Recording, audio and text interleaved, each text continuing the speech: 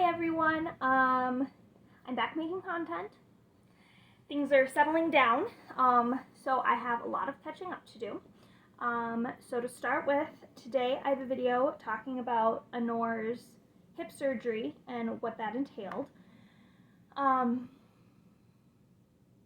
will be nothing graphic, but it might be sad or distressing to talk about, so I guess warning about that.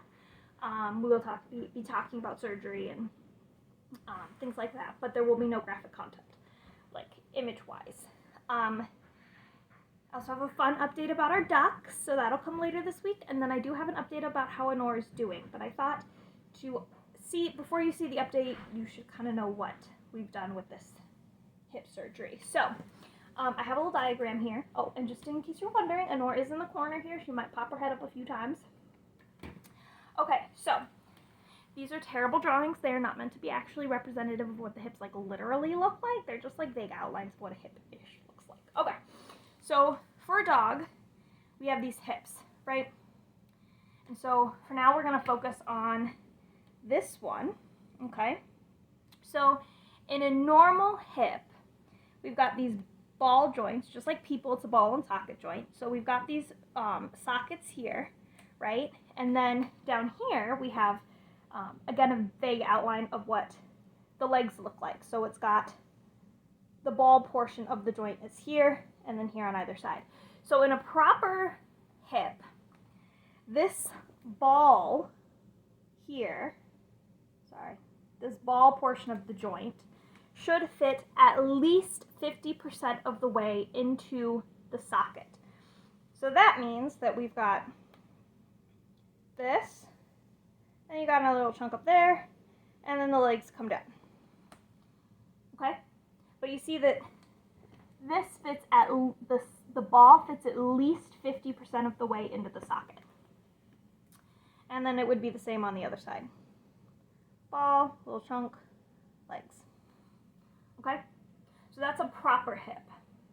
Hip dysplasia comes when this does not fit, or like bad hips comes when the ball does not fit at least 50% into the joint. Now, in Anore's case, so we have all the dogs in now, so bear with me. Okay, so in the case of Anore's hips, she had one that was not 50% into, I don't remember if it was the right or the left, that was not 50% of the way into her hip joint. And then we had another that had evolved essentially to the point, or had worsened, not evolved, but had worsened to the point that a chunk that the bone of the hip socket and the bone of the ball had, that had like rounded down, so it was like a peg, it was square, so it was like, I don't even remember, it was terrible. It was like here, here, here, and then we had the rest of the leg. And not 50% in. And the grinding of bone on bone was causing her a lot of pain. So, the surgery that we did was, I'll just write it at the bottom here because I can't pronounce it. It's a femoral head ostectomy. And what it does is, so we have these ball joints, right? A little circle, a little circle. Oh, that was terrible. I'm sorry, friends. Ooh, okay, close enough. And so the surgery that we went with is called the femoral head ostectomy. I'll write it down. And essentially what they do is they go in and they cut off the ball portion of the ball and socket joint. I know you're probably like, how does that help anything? So that was my question too. In the healing process, what happens is that in her case, these chunks got cut off. And it still has to function. So what covers in here is a bunch of scar tissue. And that scar tissue forms a fake joint that functions basically the same as the real joint. Now, this involves a lot of rehab, because if you don't move the joint around, if you don't move the leg around while it's healing, that joint will get locked up and she won't be able to move it later on.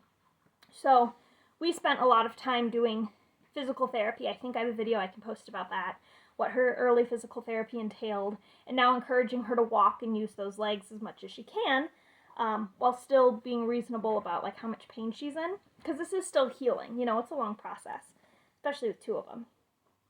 So this will become a fake joint that will function pretty much the same. Outcomes are generally really good if you do the healing process properly, and yeah, dogs can live a long and happy life. They may not have quite the stamina that they would if they didn't have hip dysplasia at all. But, I mean, that's never going to be an option. So there are a couple other treatment options that you can look at.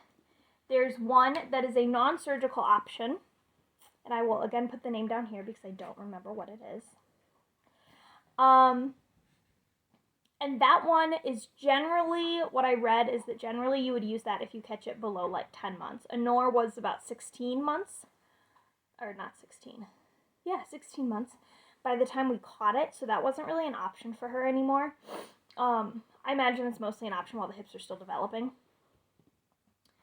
And then there's the third option, which is the most expensive, which is a full hip replacement. You can do one side or the other, or you can do both. In our case, we would have had to do both, and it's the same with this femoral head ostectomy. You can do one or the other, but we had to do both.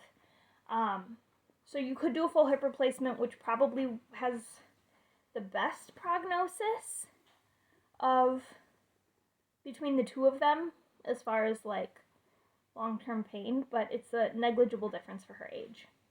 An older dog would have to get a full hip replacement, more than likely. So yeah, so we caught it right away, and we're able to do this nice and early, which meant that this was going to be the best option as far as invasiveness, time, recovery, and cost effectiveness. So that's what we did.